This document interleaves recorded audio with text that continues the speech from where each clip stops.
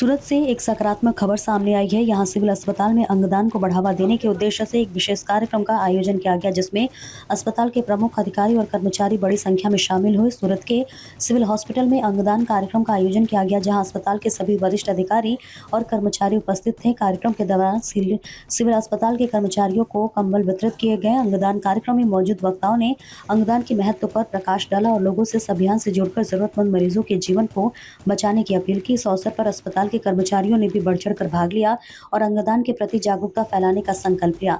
अस्पताल प्रशासन का कहना है कि ऐसे कार्यक्रम भविष्य में आयोजित किए जाएंगे ताकि समाज में अंगदान की सोच को और मजबूत किया जा सके।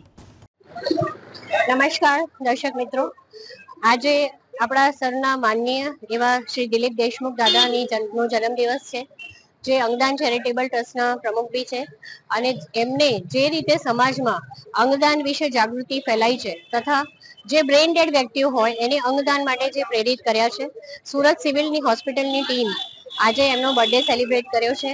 આપણે જેટલા બી આપણા સર્વન્ટ સ્ટાફ છે, અધર સ્ટાફ છે, એ બધાને કંબલ આપીને એમનું સન્માન કર્યું છે અને હું એવું માનું છું કે અંગદાન એ જીવનદાન। તમને બધાને જ ખ્યાલ છે, આપણે બધા બ્લડ ડોનેશન કરીએ છીએ, પણ આપણે જો કોઈ બી આપણા રિલેટિવ હોય, ફ્રેન્ડ્સ હોય, ધારો કે જો એ બ્રેઇન ડેડ થઈ ગયો હોય, જો એનું શરીર કામ નહીં લાગવાનું હોય, શરીરના અંગો કામ નહીં લાગવાના હોય, તો પ્રોપર ગાઈડન્સથી, ડોક્ટરના ગાઈડન્સથી ચોક્કસ એનું અંગદાન કરવું જોઈએ, જેથી કરીને બીજા કોઈ વ્યક્તિને આપણે જીવિત કરી શકીએ।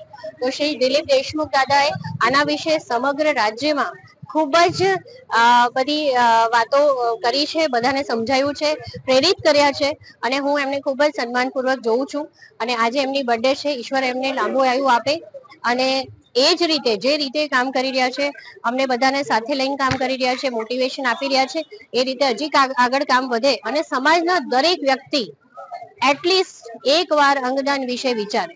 હું એમ નથી કહેતી કે કમ્પલસરી આપો, પણ જો તમે એ સિચ્યુએશનમાં હો કે જ્યારે તમારું બોડી અને તમારા અંગ તમને જ કામ નથી લાગવાના, તો શું કામ મરતા પહેલા કોઈને અંગદાન નહીં કરવું, શું કામ મરતા પહેલા કોઈને જીવનદાન આપીને ન જવું।